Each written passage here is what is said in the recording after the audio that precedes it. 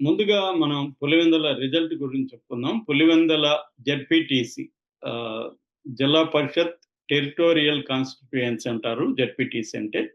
దాని ఎన్నికలు జరిగాయి. 2 ఎన్నికలు జరిగాయి. ఒకటి పులివెందుల జెడ్పీటీసీ, ఒంటిమిట్ట జెడ్పీటీసీ. పులివెందులేమో ఫస్ట్ రౌండ్‌లో ఒక రౌండ్‌లోనే రిజల్ట్ వచ్చేసింది కాబట్టి మనం ఇప్పుడు చెప్పుకుంటున్నాం. ఒంటిమిట్టలో ఇంకా రిజల్ట్ రావాల్సింది. అక్కడ 2 రౌండ్‌లు జరుగుతాయి. అయినా కూడా 2 కూడా తెలుగుదేశమే. దానికి సెపరేట్‌గా మనమేమి రిజల్ట్ వచ్చే వరకు వెయిట్ చేయాల్సిన అవసరం లేదు. ఖచ్చితంగా ఒంటిమిట్ట కూడా తెలుగుదేశం వాళ్ళే గెలుస్తారు. ఇప్పుడు పులివెందులో రిజల్ట్ వచ్చింది. పులివెందుల్లో మొత్తంగా 10,601 ఓట్లున్నాయి. అందులో పోలైన ఓట్లు 7,814. సో, అక్కడ తెలుగుదేశం తరపున నిలబడిన మారెడ్డి లతారెడ్డి, ఈమె ఎవరో కాదు, పులివెందుల ఇన్ఛార్జ్ బీటెక్ రవి వాళ్ళ భార్య. ఆమెకు 6,735 ఓట్లొచ్చాయి. అక్కడున్న తుమ్మల హేమంత్ రెడ్డి వైసీపీ తరపున నిలబడ్డాడు.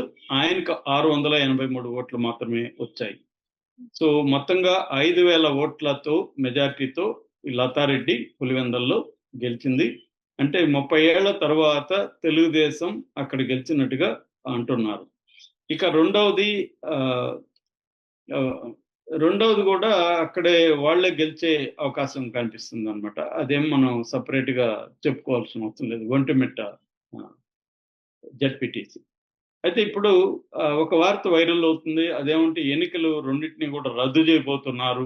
ముఖ్యంగా పులివెందుల ఎన్నికలను రద్దు చేయబోతున్నారని. నిన్న జగన్ కూడా దీని మీద ప్రెస్ మీట్ పెట్టి ఈ 2 జెడ్పీటీ ఎన్నికలని రద్దు చేయాలి. ఎందుకంటే ఇది అక్రమంగా జరిగింది. కలెక్టర్ ఆధ్వర్యంలోనే రిగ్గింగ్ జరిగింది. ఒక బూత్‌లో అయితే వాళ్ళు ఫోటోలు కూడా పెట్టారు. దస్తగిరి సందీప్ అని జమ్మలమడుగు నుంచి వచ్చిన వాళ్ళు ఓట్లేస్తున్న ఫోటోని వాళ్ళు పెట్టారు. దాదాపు 7,000 మంది జమ్మలమడుగు నుంచి, కమలాపూర్ నుంచి, అనంతపూర్ నుంచి వచ్చారు ఇక్కడికి. ఓట్లు 10,000 ఉంటే వీళ్ళు 7,000 మంది బయట నుంచి వచ్చారు. వీళ్ళే ఏసేశారు. అందుకనే 7,814లో ఓన్లీ 683 మాత్రమే వైసీపీ గెలిగింది.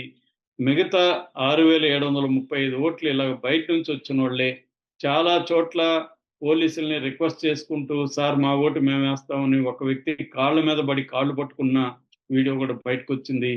స్త్రీలు కూడా చాలా గట్టిగా కొట్లాడిన వీడియోలు బయటకొచ్చాయి. సో, నిన్న జగన్ చెప్తున్నది ఏందంటే, ఇది కలెక్టరు, తర్వాత కోయ ప్రవీణ్ డీఐజీ, మురళి డీఎస్పీ వీళ్ళ ఆధ్వర్యంలో క్లియర్‌గా జరిగాయి. ప్రతి బూత్‌కు 400 మంది వచ్చి ఏజెంట్లని లేకుండా తరిమి కొట్టారు. మామూలుగా వైసీపీ ఏజెంట్లు ఫార్మ్ 12 అంటారు. ప్రిసైడింగ్ ఆఫీసర్‌కి ఫార్మ్ 12 ఇచ్చి వాళ్ళక్కడ కూర్చోవాలి. కానీ వాళ్ళ లోపలికి అలౌ చేయకుండా ఫార్మ్ 12ని తెలుగుదేశం వాళ్ళు పోలీసుల ఆధ్వర్యంలో వాటిని చింపేసి తరిమేశారు. ఆ తర్వాత ఎన్నికల జరిగిన తర్వాత ఫార్మ్ 32 ఏజెంట్‌కి ఇవ్వాలి మామూలుగా. అంటే ఎన్నికలు ఎన్ని పోలైనాయి ఏంటి ఆ డీటెయిల్స్ అంతా ఇవ్వాలి. అది కూడా ఏమి ఇవ్వలేదు. మరోపక్క అవినాష్ రెడ్డిని హౌస్ అరెస్టులు చేసి ఇబ్బందులు పెట్టారు.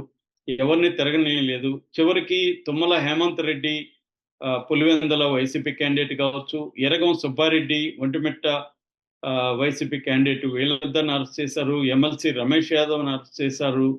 సో, ఇలాగా మొత్తంగా అరెస్టులు చేసి వాళ్ళే ఓట్లు వేయించుకున్నారు బయట నుంచి వచ్చి. పోలీసుల ఆధ్వర్యంలో, కలెక్టర్ ఆధ్వర్యంలో జరిగింది. దీన్ని మేము కోర్టుకి వెళ్తామన్నారు. ఈరోజు మార్నింగ్ కోర్టుకి కూడా వెళ్ళారు. ముఖ్యంగా తుమ్మల హేమంత్ రెడ్డి పులివెందుల అభ్యర్థి వైసీపీ, ఎరగం సుబ్బారెడ్డి వీళ్ళిద్దరూ ఒక పిటిషన్ వేశారు. జస్టిస్ గన్నంనేని రామకృష్ణ ప్రసాద్ ఈ పిటిషన్ని యాక్సెప్ట్ కూడా చేశారు. వీళ్ళ ఆర్గ్యుమెంట్ ఏంటంటే, కేవలం 2 నియోజకవర్గాల్లో మాత్రమే, 2 బూతుల్లో మాత్రమే ఉప ఎన్నికలు అంటే రీపోలింగ్ జరిపారు. మిగతావన్నీ జరపలేదు. మొత్తం 15 బూతుల్లో రీపోలింగ్ జరపాలి అనేది వాళ్ళు వెళ్ళారు. దానికి సంబంధించి సాక్షులు కూడా కొన్ని ఫోటోలను అవన్నీ బయట పెట్టారు. ఎట్లా పోలీసులు రిగ్గింగ్‌కి పాల్పడడానికి వాళ్ళ ఆధ్వర్యంలోనే ఎలా జరిగింది ఇవన్నీ. అట్లాగే వెబ్ కాస్టింగ్ అండ్ సీసీటీవీ ఫుటేజ్‌ని కోర్టుకి పెట్టండి, మీరే పరిశీలించండి అని కూడా వాళ్ళు అడుగుతున్నారన్నమాట.